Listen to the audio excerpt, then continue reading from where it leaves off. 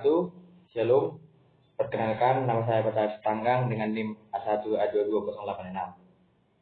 Di sini saya akan membawakan cerita asal usul terjadinya Danau Toba untuk memenuhi tugas mata kuliah sejarah lisan. Pada zaman dahulu kala, terdapat seorang pemuda dengan nama Toba. Ia merupakan seorang yatim piatu.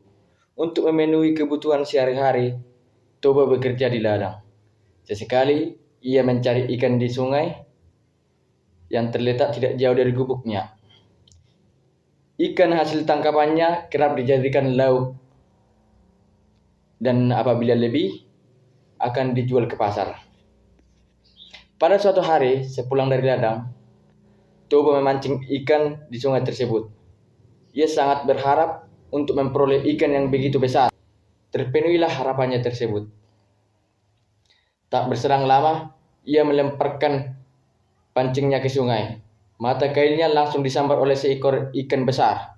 Betapa gembiranya saat itu Toba menarik tali pancingnya dan melihat seekor ikan yang sangat berukuran besar tersangkut di mata pancingnya. Sejenak, Toba memperhatikan ikan yang besar yang berhasil ia pancing itu. Ikan itu sangat aneh dalam hatinya. Seumur hidupnya, ia belum pernah menangkap ikan yang sangat begitu besar dan aneh. Warna sisitnya kuning keemasan serta berkilauan. Saat itu, Toba melepaskan mata kail dari mulut ikan yang ia tangkap. Tiba-tiba terjadi sebuah keajaiban yang tidak sama sekali ia pernah duga. Ikan aneh yang sisik berwarna kuning keemasan tersebut berubah menjadi seorang perempuan yang manis dan elak perasnya. Toba terheran-heran ketika melihat keajaiban yang berlangsung di depan matanya itu. Ia hanya berdiri tak percaya dengan bola mata membulat serta mulut melongo. "Tuan," kata perempuan cantik dari jelmaan ikan kuning tersebut, "aku adalah makhluk kutukan dewa. Aku dikutuk karena telah sebab melanggar aturan. Sudah ditakdirkan kepadaku bahwa aku akan berubah bentuk menyerupai makhluk apa saja yang memegang atau menyentuhku. Karena Tuhan sudah memegangku, maka aku pun berubah menjadi manusia seperti Tuhan ini." Toba lantas memperkenalkan namanya. Begitu juga dengan perempuan berwajah cantik itu. Toba lalu memikirkan sesuatu yang menjelaskan pemikirannya tersebut kepada wanita jelmaan ikan tersebut. Pemikirannya ialah ia memperistri putri atau ikan dari jelmaan tersebut karena Toba sangat terpesona dengan kecantikan si perempuan dari jelmaan ikan tersebut. "Bersediakah engkau menikah denganku?" tanya Toba setelah pembicaraannya beberapa saat.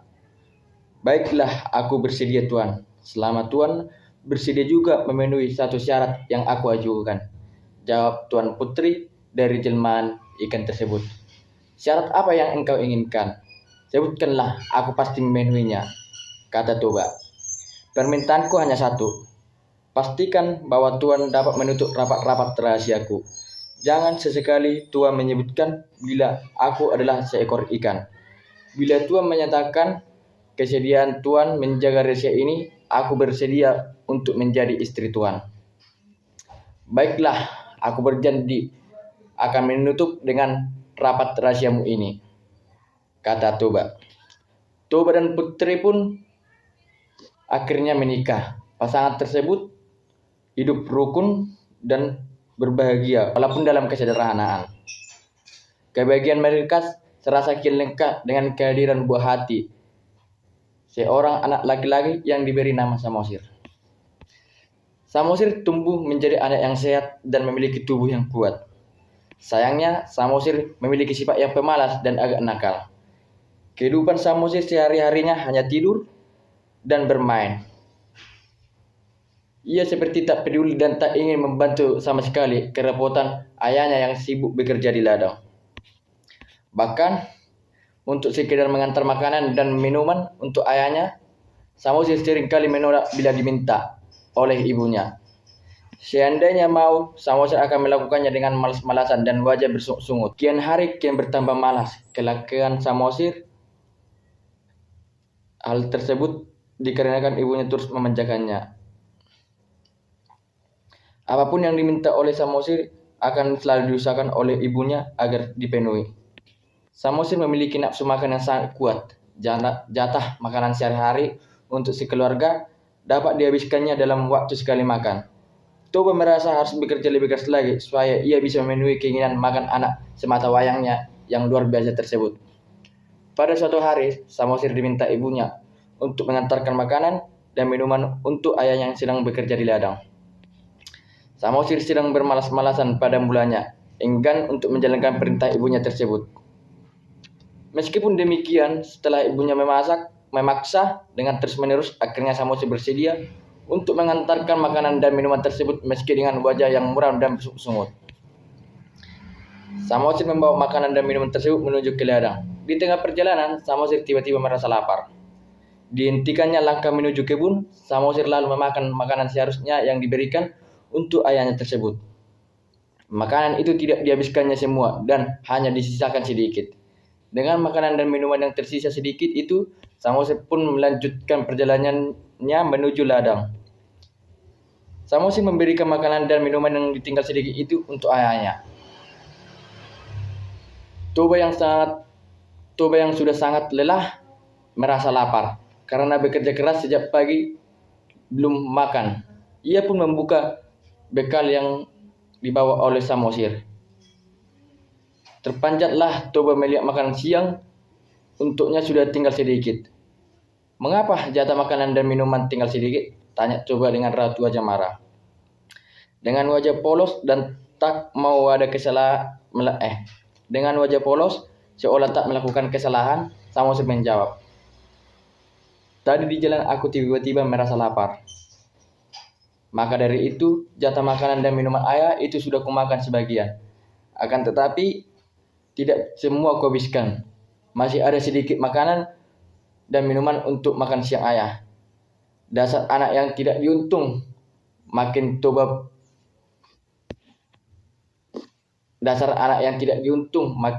kepada anaknya. Kemarahan Toba sekian meninggi, serasa tak dapat lagi ia bersabar dan menanya. Umpatan Toba pun seketika itu meluncur. Dasar kau anak keturunan ikan. Samosir sangat ketakutan dan terkejut mendengarkan umpatan dari ayahnya. Ia dengan cepat langsung berlari ke rumah sembari menangis. Pada saat sudah sampai di rumah, dia bertemu dengan ibunya. Samosir langsung menceritakan semua cacian dan makian dari ayahnya, yang menyebutkan bahwa dirinya adalah keturunan seorang ikan. Mendengar pengaduan dari anaknya, itu ibu Samosir menjadi sangat sedih.